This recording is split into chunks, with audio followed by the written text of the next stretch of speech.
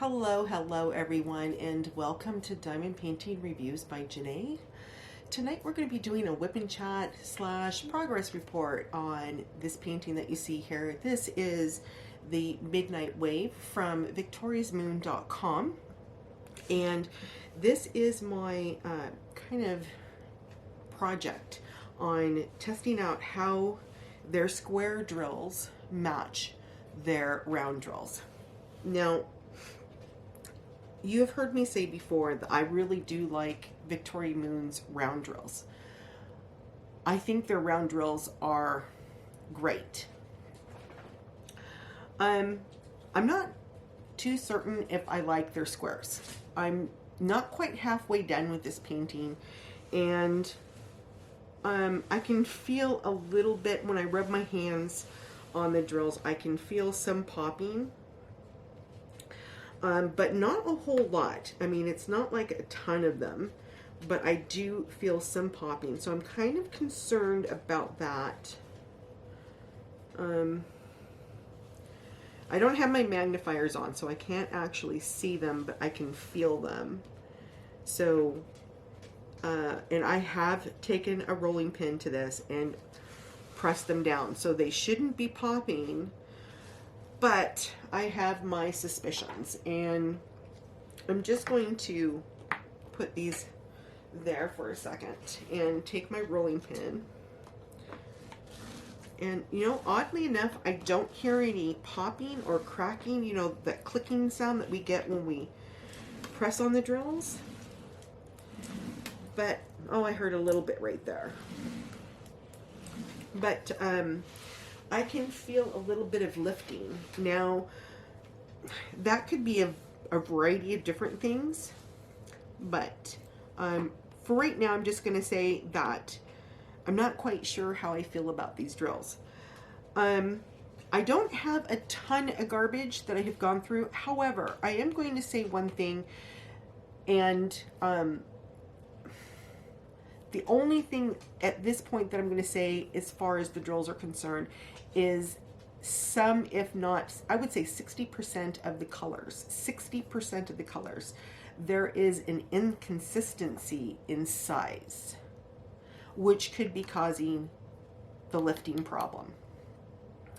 Now, I'm not, you know, any expert on this at all. I'm just saying that there is quite a bit of inconsistency there. Sorry, had to talk to my dog there for a second. And because of that inconsistency, I'm getting some gapping.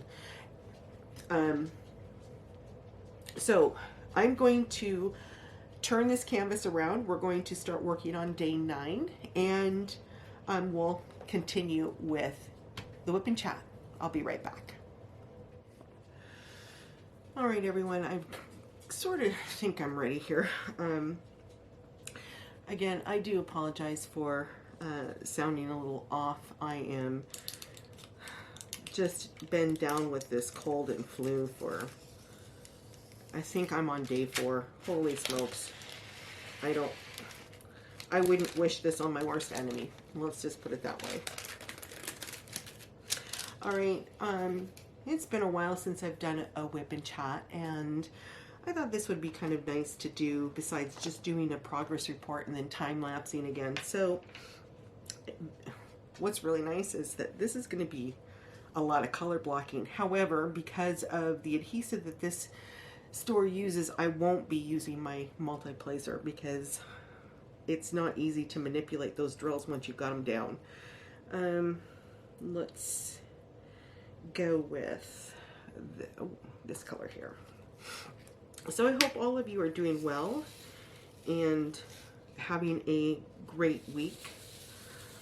Today is Wednesday, and it was really nice to check out Robin's live, the Craftinator. Yes. Haven't been able to go to her lives very often because of work, but because I am homesick, I was able to check her out.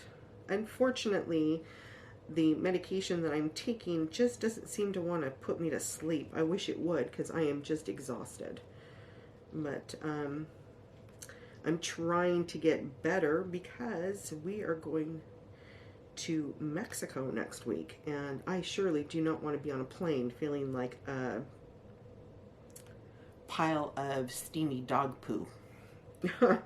So, and I'm being nice about it. Anyway,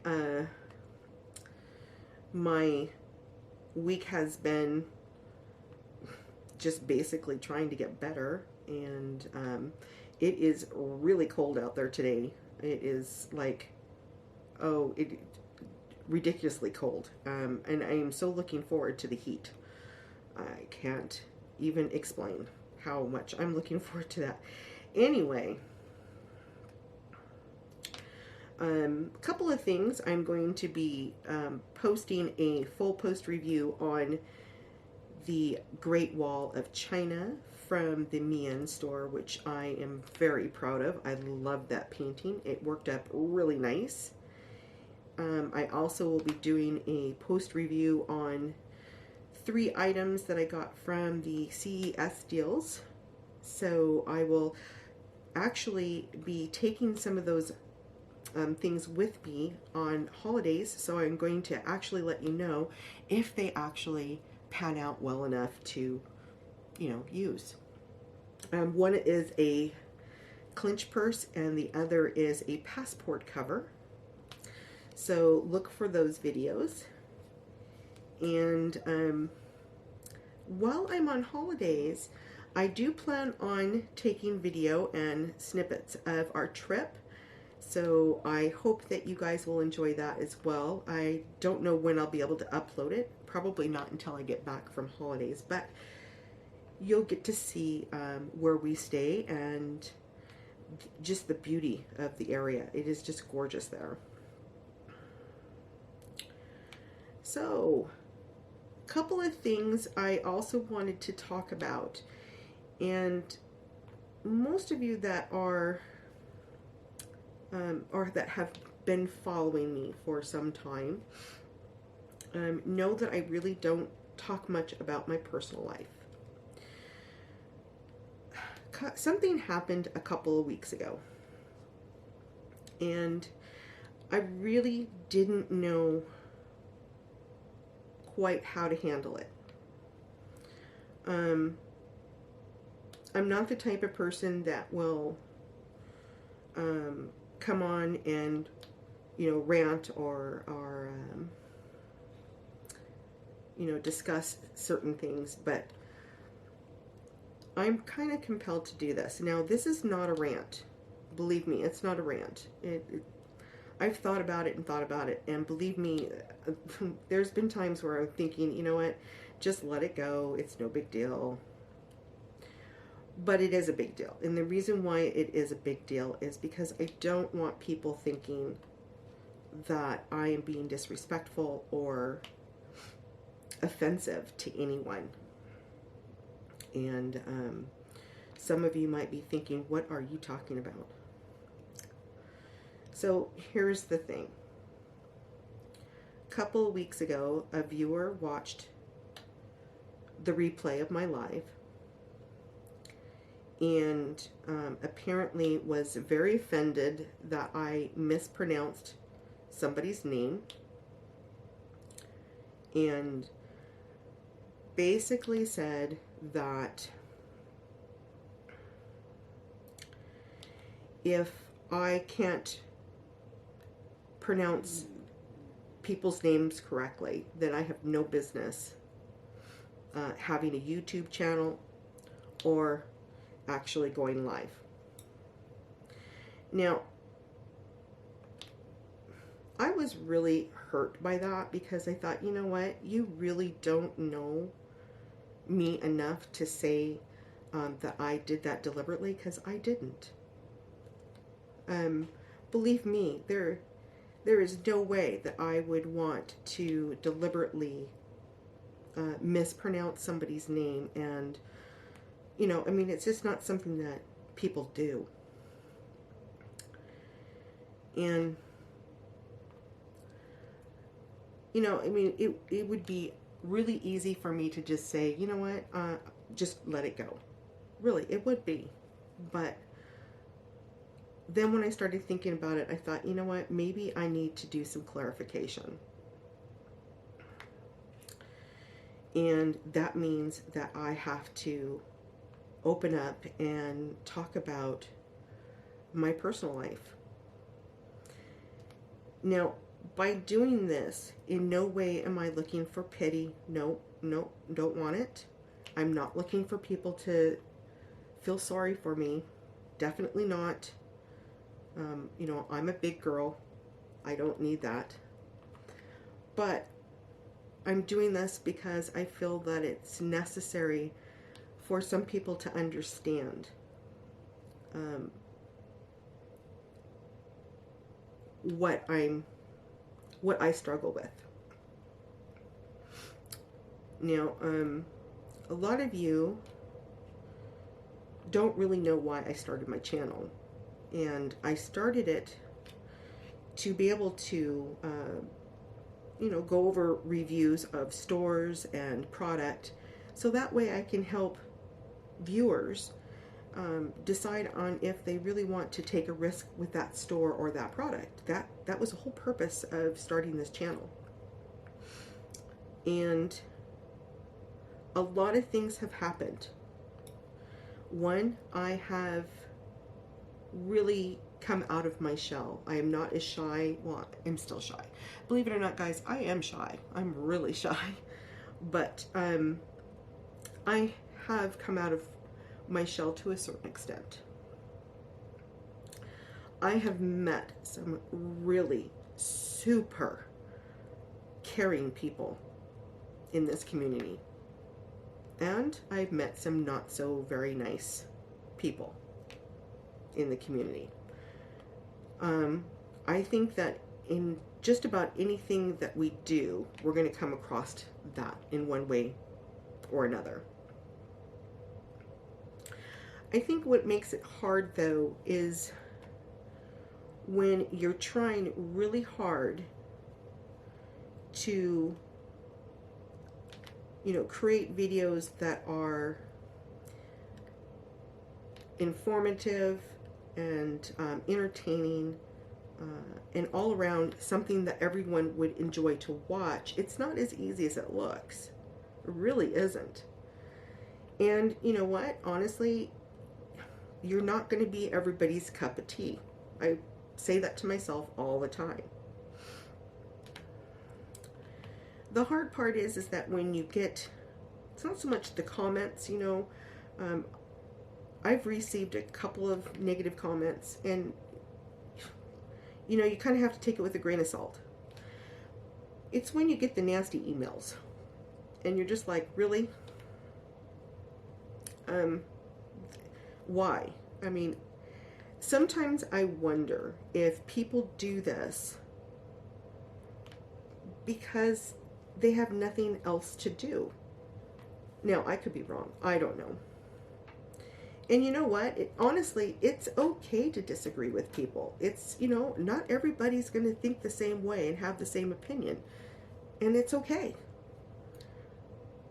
But it's not necessary to send people emails because you don't like them and you want to make their life miserable. I mean, that's just wrong.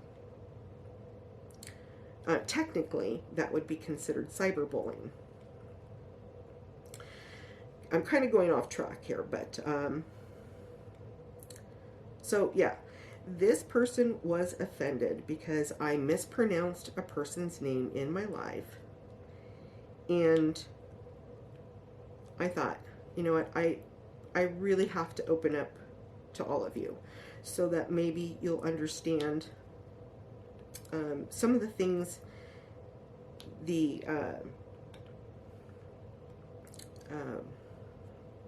sorry, I can't think of the word now.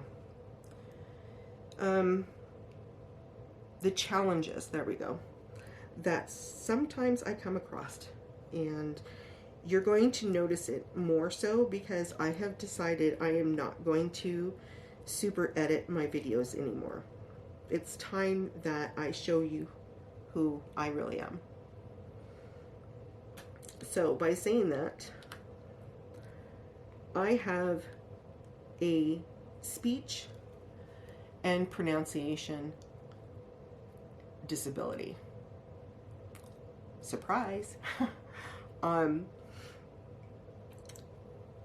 The older I have gotten, the better my speech has gotten.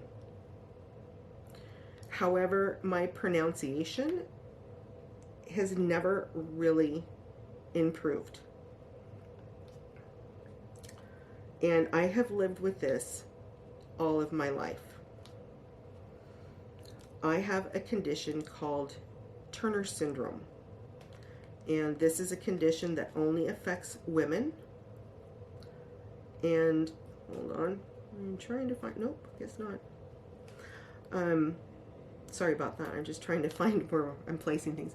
But this only affects women. And what it is, to kind of give you a small, short version of what it is. Turner syndrome is a condition which only affects women, and it is that you're born minus one Y chromosome. Now, this can affect that person in several different ways. It can affect them, their growth. It can affect the development of their bodies. It also can affect the development and the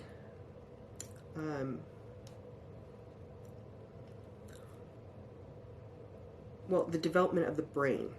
Let's just put it that way.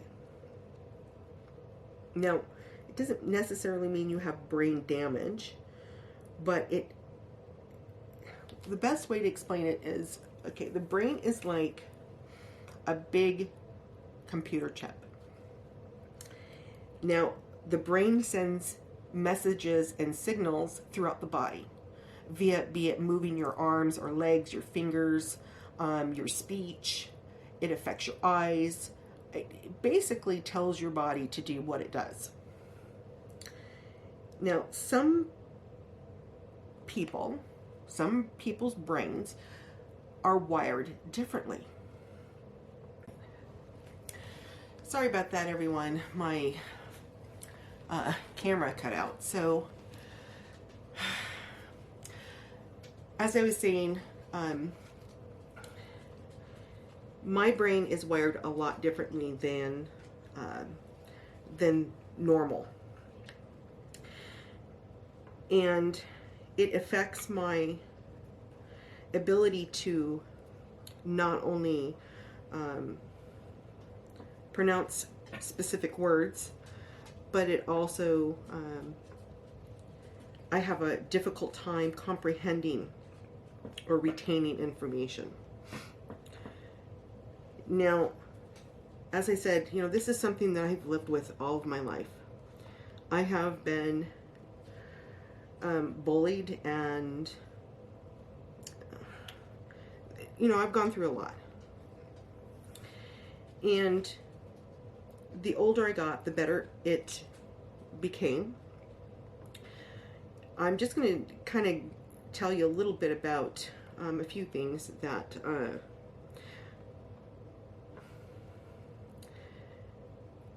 really makes my story a little bit different, I guess.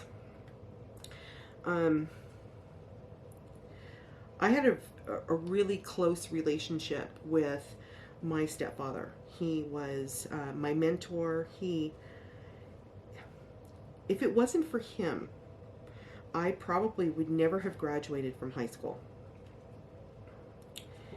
And as I said, I was bullied. I was treated really bad at school, in grade school and through middle school. And when I got into high school, it wasn't as bad, although it was still there. But my stepfather, he had this ability to get me to retain information and learn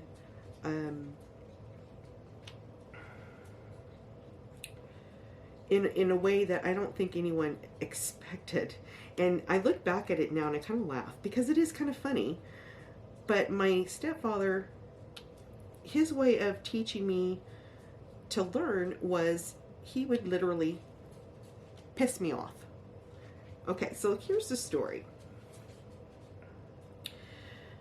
For years, I didn't know I had this problem.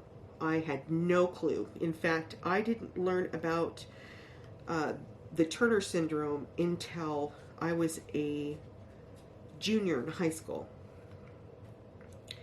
And the only reason why I found out about it was I had to take a course called Current American Problems.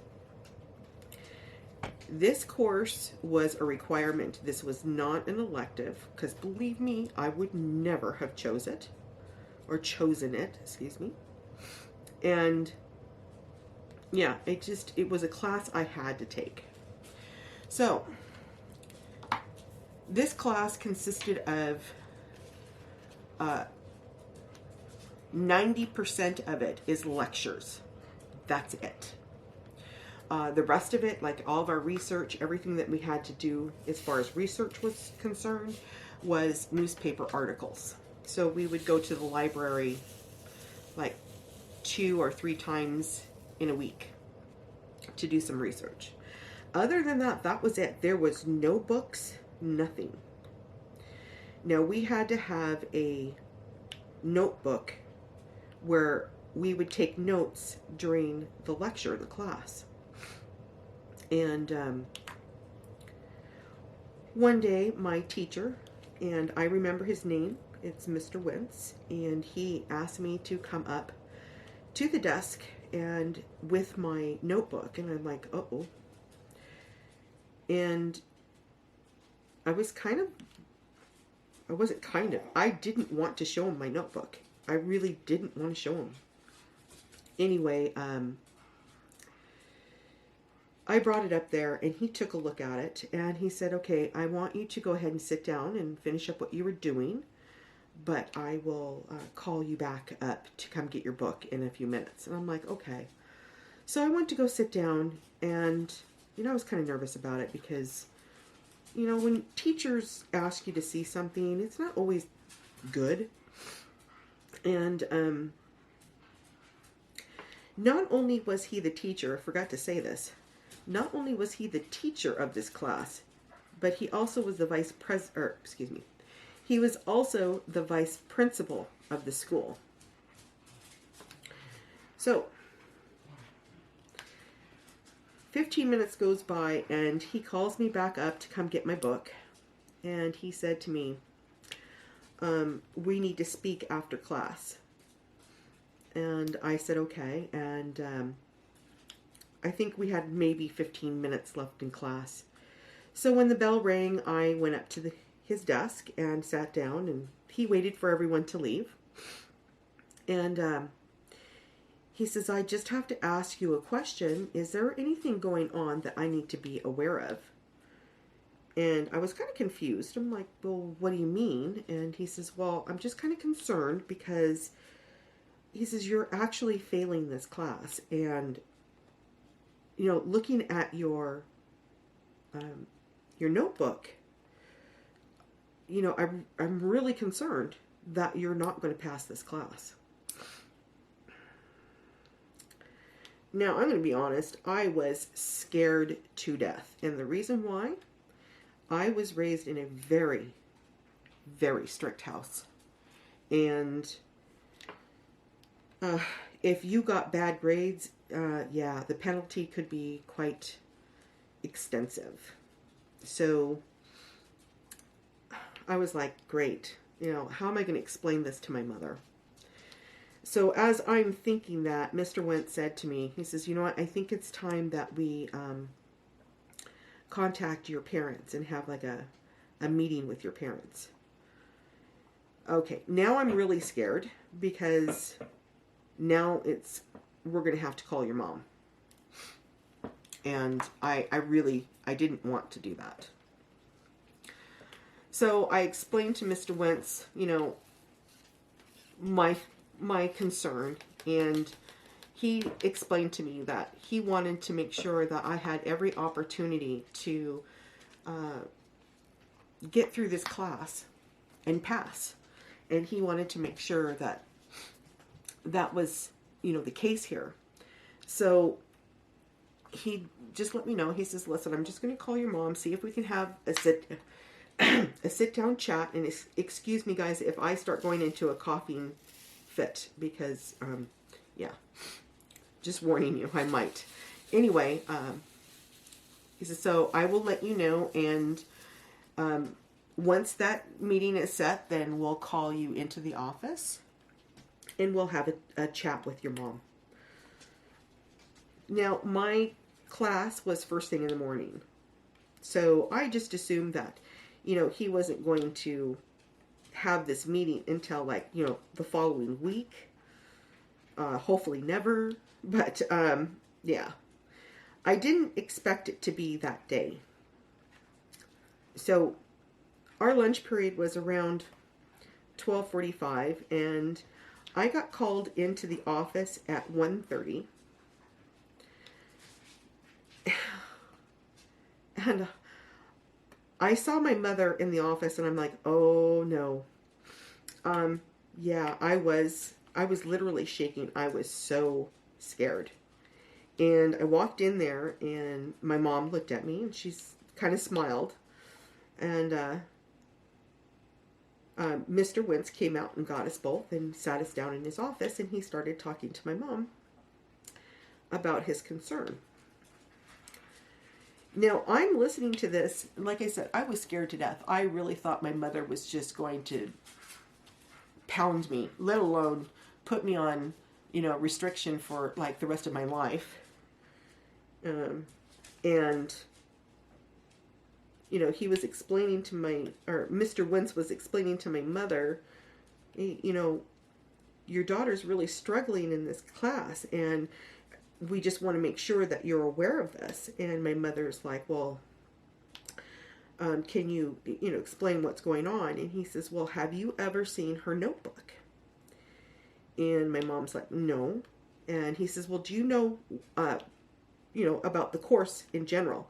And she says, no, I don't. I just know it's current American problems. He goes, exactly. And he said, basically, this is a lecture class. And there are no books. It's just lectures, taking notes, and reading newspaper articles and doing research off of newspaper articles. And so again, he asked my mother if she had ever seen my notebook. And she's like, no, I haven't. And he says, well, I have it sitting right here, and I want you to take a look at it. So he handed it to my mother, and my mother started reading my notes. Within 5 minutes, my mother handed it back to Mr. Wentz. And she said, I don't understand a word of that. And Mr. Wentz looked at her and he goes, exactly. And that's why you're here. Because your daughter is struggling. And he said, if you read those notes, you can tell that she is trying to write every single word I am saying in that lecture. That's why you have broken sentences, or what you would call now as snippets. And he said, this is not normal. So he said, I'm really concerned, and I just needed to know if there was something that the school needs to be aware of that could be hindering her from passing this course. And that's when my mother said to Mr. Wentz, well, my daughter has Turner syndrome. Now, Mr. Wentz's mouth dropped open. He's like, excuse me? And she says, well, she's got Turner syndrome. He says, well, what is that? And so she started to explain to him what Turner syndrome was, and, what can happen, and in my case, what is happening. Now, Mr. Wentz looked at me a couple of times, and I can see in his face that he was not very, he wasn't very happy with my mother. And I have to be honest too by saying I was really upset with my mother too, because she never told me. She never told me that I had this problem. And Mr. Wentz looked at her and he said, "Did you ever tell your daughter that she has this learning disability?" And my mother said no. And he says, "Well, can I ask why?" And she said, "Well, I didn't want my daughter to use this as a crutch in school, so we thought it would be best not to tell her." And Mr. Wentz kind of shook his head like he couldn't believe that. I was literally screaming inside, thinking, what? Why didn't you trust me? But looking at it now in an adult's eyes, I can understand why she did what she did. But then again, I still think she should have trusted me. But anyway, so Mr. Wentz said, "Okay, you know what we're going to do is we're going to allow your daughter to bring in a tape recorder and tape the lectures." Now, this is going to age me, guys. I graduated in 1989, or excuse me, I graduated in 1985. I don't know why I said 89. Anyway, and back then, we weren't allowed to have tape recorders. They weren't allowed, and we were not allowed to have any type of like devices such as calculators, things like that. Now, cell phones weren't even thought of at that time, I don't believe. Computers were just starting to come out, but I mean, all in all, tape recorder, I mean, we look at that now, it's like, oh, come on, that's small stuff. But back then, it was a big thing, and it wasn't allowed. So he said that I could bring in a tape recorder. And then what he did to help me was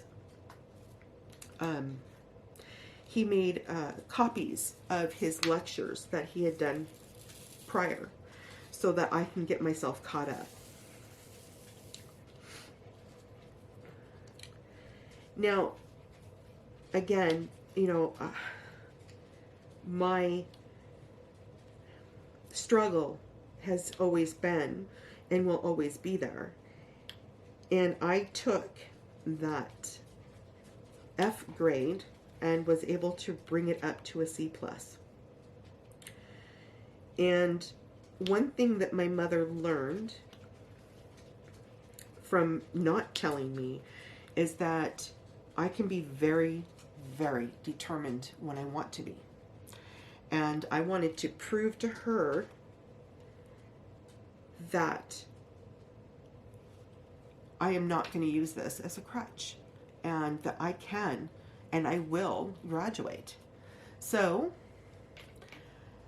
the struggle and everything else continued to go on, because I still had a whole year and a half to go in high school. So the thing that I was talking to you before was about my stepfather, and my biggest struggle, like I said, was speech and pronunciation. So spelling and reading was very, very difficult and extremely embarrassing. And it still is, especially if I have to read out in front of people. Phonics does not work for me. So some of you may remember that term, hooked on phonics. Phonics does not work for me. It never did, and it never will. Because when I pronounce a word, I pronounce it exactly, each letter to that word. So if there's some letters in there that are technically silent, they're not silent in my vocabulary when I sound them out. So that's why phonics does not work for me. See, I got to get a drink. So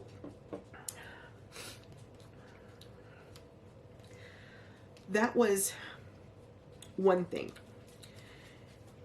Now, to get through the Current American Problems class, you know, that was one out of 7 courses I had to take, or 7 classes, I should say, per trimester. And a lot of the classes that I was taking, or that were requirements, obviously, were stuff that you would have to read and or spell. Now, math was a totally different thing for me. I excelled in math. In fact, by the time I was in grade 10, I was in college and university courses. Now, whatever happened to my ability to do math now is beyond me. But you know what? Math, I've noticed that math has changed a lot since I went to school. But you know what? I'm not going down that path. So anyway, yeah. I excelled in math. Math was my my getaway. But I still needed to do English. I still needed to go through all of those courses. And so that's when my stepfather came into the picture. And he was like, you know, every day after school, you're going to come in, you're going to change, you're going to take care of the horses, and then you're going to come into the house, and we're going to start on your homework. Now, my stepfather would work with me for about an hour to an hour and a half a night. And me and my mother laugh about this all the time now, but what he would do is he would sit me down, grab the homework that I needed to complete, and it would be an all-out argument, screaming match. You name it, it happened. And oh my gosh, I mean, the only thing I did not do with my stepfather was I never cussed at him. But man, did I ever want to give him, there are so many times that I wanted to just smack him because he just pissed me off. I mean, literally. And when he got to a certain point in that lesson, he would sit back, have this silly grin on his face, and then say, okay, we're done. And I remember one time looking at him, I'm like, are you crazy? You just caused all of this ruckus, and now you're telling me we're done? And I mean, he goes, well, do you want to keep going? I'm like, yeah, let's keep going. And oh my God, the arguments were just horrible. He would mentally exhaust me to the point where, guess what? My brain retained it.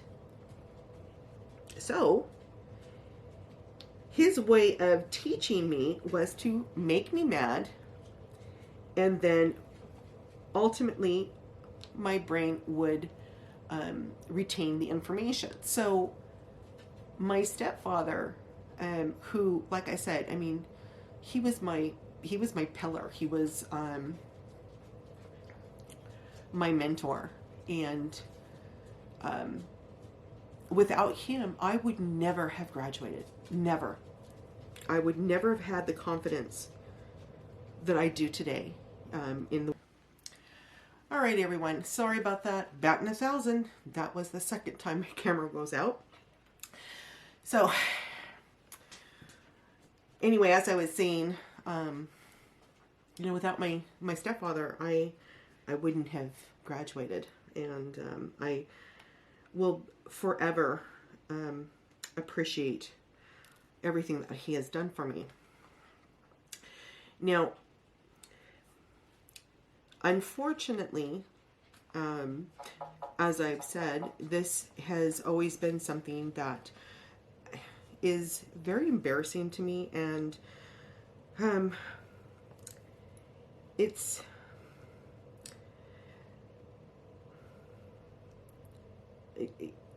all I can say, this is what I'm going to say, is that in no way am I intending to be disrespectful to anyone. So I hope that with this explanation that you'll understand, and if I do mispronounce your name, or if I skip over your name, you know why. And it's because I don't want anyone to think that I am being disrespectful. So, yeah.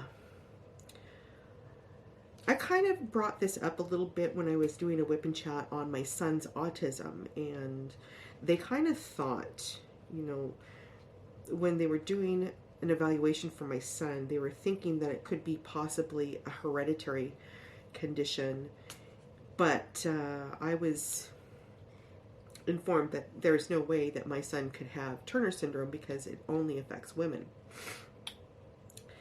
However, my son's father, his brother has an autistic child as well. So we do know that my son's autism is hereditary, but it comes from his father's side of the family. It's a totally different thing, but in some ways it's similar because it's just the way the brain is wired and how the brain functions. So I thought there would be one more story I'm going to share with you, because this is kind of in the same queue, sort of, as what I was talking to you about my stepfather. Now, as I said, my stepfather, he had this ability to just piss me off, and he did it deliberately because he knew that if he got me mad, if he got me going, that I would prove him wrong. So one day we all headed out to a horse show, and my horse Shamrock was not a good, what we would classify as an English disciplined horse. He was very graceful when he moved. He was very elegant, but he didn't have the speed that most English discipline would have. And this day I ended up showing a horse called Eben, and he was a purebred Arabian. I was showing him in saddle seat equitation, which is a formal English riding discipline. You almost look like you're wearing a tuxedo. It's kind of nice, but anyway. Eben was very high strung, and when he got in a specific mood, there was no controlling him. I mean, if he was in a bad mood, forget it. It isn't worth it. And that day, Eben was just like, I ain't doing this. You're not going to make me do this. I'm just going to go all over the place. So I took him into English equitation. Of course, didn't do very well because I couldn't control him very well. And then we went into English pleasure. Again, he was like, I ain't doing this. So I was frustrated. And I had paid for a class called Versatility. And versatility is where you take that horse and you ride them in both English and Western discipline. And I thought to myself, there is no way I'm taking Eben in this class. I mean, he is just not listening. He's all over the place. I can't get him to stop throwing his head around. And I was just frustrated and annoyed. So I went up to my stepdad and I said, listen, I'm not doing this class. I said, I know I paid for it, but I'm not doing it. I said, I'm tired of fighting with him, and he's just in a really bad mood. So that's it. And my stepfather looked at me and he says, well, why don't you take Shamrock in versatility? And I said, Dad. Now, I always called him Dad. I never called him by his first name. I said, Dad, I can't take Shamrock in. He's not an English pleasure horse. he doesn't have the speed and the correct movement for English. And I said, on top of that, when we go into Western side of everything, he's going to get all confused, because at this point, Shamrock was still not quite professionally trained. I mean, he still wasn't fully trained. I'm like, it's asking way too much. And my stepdad looked at me and he said, you know, you really have a low opinion on your ability to work with this horse, don't you? Oh, okay. That pissed me off. I'm like, oh, how dare you talk to me like that? My mouth dropped open. My mother just went, uh-oh, here we go. So I just shut my mouth. My mother said my mouth kind of dropped open, and then I shut it. I turned around and walked away because I was so mad that he said that I had to walk away. And I went back into the barn. Now, this is how I can be when I get, a burr up my behind, as some people might say. I thought to myself, oh, no. I'm proving you wrong now. I grabbed my saddle seat equitation saddle, my bit. I grabbed Shamrock. I led him out, put all the tack on him. My mother saw the whole thing. She was just watching me do this. Now, my stepfather, I don't know where he was, to be honest with you. And I got all of that stuff on him. I got my little crop whip. You know, they have a little whip that you have to ride with. And got my hat on, got on him, and proceeded to go to the warm-up arena with Shamrock to go into versatility. Now, my mother told me at the end of the class what happened. She watched me do this. She watched me put all this stuff on. She went up to my stepdad and said, hey, look what you just did. And my stepfather watched me get him ready and walk him to the warm-up arena.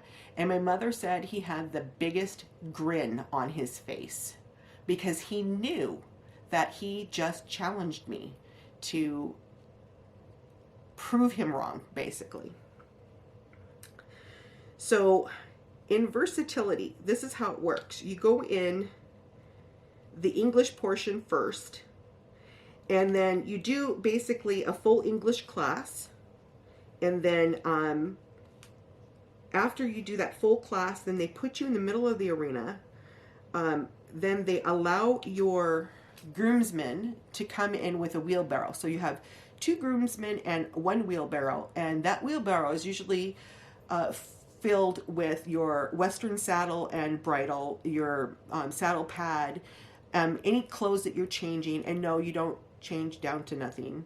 You do change, but you don't change down to nothing. And you have a certain amount of time to get this done.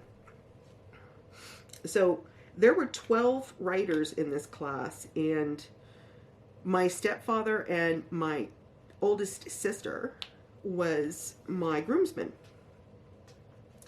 So we started going into the class, and of course, you know, Shamrock was, he was kind of like, the best way to make you kind of get an idea of what he was like in English. He was like a sloth. You know, kind of like, okay, yeah, I guess we'll do that. You know, just really slow. And I tried everything to get him to pick up his speed. And it's just the trot that you're trying to get them to pick speed up. And he just, people were passing us like we were literally standing still. And I thought, oh my God, this is so embarrassing. Anyway, so we got through that portion of the class, and the judge lined us up. And as soon as we were given the go-ahead to jump off the horse, and believe me, I did, because I was so mad. I mean, I swear you could have seen steam coming out of my ears. Once we got the go-ahead to jump off our horse, I jumped off. As soon as I got off the horse, I immediately took off the saddle. I unlatched the saddle, unlatched his bridle, got as much as I could undone before my sister and my stepfather made it to me. Once they got to me, I then switched over. My sister grabbed Shamrock and put his western bit in his mouth, and then started working on his saddle. And my stepfather was zipping up my chaps and getting my western gear situated, clothes part, right? So basically, I just took off the English jacket and the English tie and the English hat, and I exchanged that with chaps. And I had an a western tie and a western vest, and then my western hat. Now, not one of us spoke a word. And as I said, I was so mad at my dad and my stepdad that I was the first one done. I was literally on Shamrock. I must have made at least 2 rounds around the arena before the second person was done. That was how quick I got it done. Now, speed on changing your horse does not help you in the standings, but you know, it is what it is. But it gave me time to calm Shamrock down, because now I'm going to have to ask this horse to move slow, like a sloth, instead of fast. And, you know, I was worried that he was going to get confused. So while everyone was still trying to get, you know, their stuff in order and switch over, I was trying to calm Shamrock down. So by the time that everybody was done and we were all basically going around in circles in the arena, that's when the class actually started and the judge started to judge us.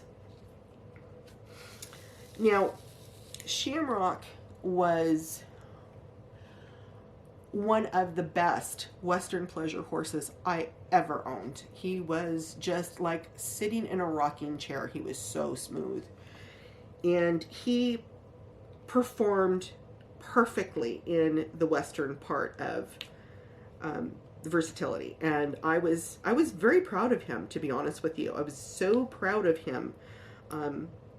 But I also knew that what I did was not really fair either, because he's not trained in English. He was never trained. I never pushed him into it. So, yeah. So we lined up, you know, the judge asked us to do a few things and then lined us up, and then our numbers were starting to be called for our placement. Now, as I said, I didn't think Shamrock stood a chance, but by the time we got to 5th place, and my number still wasn't called, and I thought, okay, something wrong with this judge, because I know for a fact that Shamrock wasn't going fast enough to actually be in the English pleasure part of it. So, and my sister was in this class as well.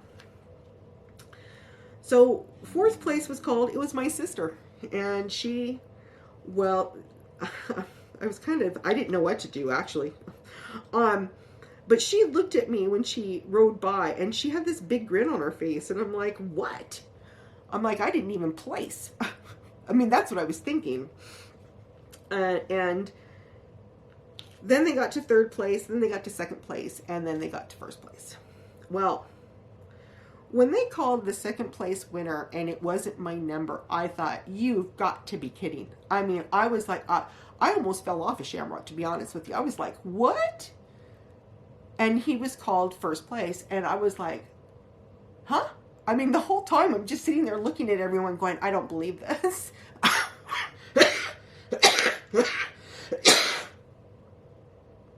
Excuse me, my cold. So anyway, yeah, I was in total shock. I couldn't, I just couldn't believe it. I thought, what in the world? So, I mean, honestly, I was excited. I was thrilled by, you wouldn't, I was just so thrilled. But I was like, how could that possibly happen? I mean, how? Well, because versatility is a class before lunch break in most of your open shows, this gave me an opportunity to speak to the judge before she went to lunch. So before I left the arena, I went up to the judge and I asked her, I said, can I talk to you for a few minutes? And she said, sure. What's up? I said, well, I'm kind of confused. And she kind of had this smile on her face, and she says, and confused about what? And I said, how did you judge Shamrock and put him in first place when he really wasn't? I mean, I said, he's not an English pleasure horse. And she looked at me and she said, you know what? You're right, he isn't. But she said, I saw you ride that white horse and the struggle that you had with him. And then I see you riding this horse. You had a totally different struggle. But the difference was that you were able to maintain and keep that horse that you're on right now in control. And the thing is yeah, he's not very fast. Definitely. But he's very graceful. And he throws those front legs up like he's supposed to. So she says, you know, a little bit of practice, he could turn into a really good English pleasure horse. And that's the reason why he got first place. Because he is very versatile. However, you just need to work on him. And she left it at that. And I'm like, I'm sitting there just going, I'm like, I can't believe this. So anyway, my mother told me that night when we got home that when they called my number and for first place, apparently my stepfather just bursted out laughing, just laughing. And she said, you know why he was laughing, don't you? And I said, no, not really. And she says, he's laughing because you were able to prove to yourself that you could do it. And that is the lessons that my stepfather has always taught me, is that if you are determined and you want it bad enough, you'll get it, you'll find it. It might take a little bit of time, but it will always be there somewhere. You just have to go out for it. Anyway, that sounds like a lesson, doesn't it? Anyway, so that's, you know, my stepfather was a very, very special person.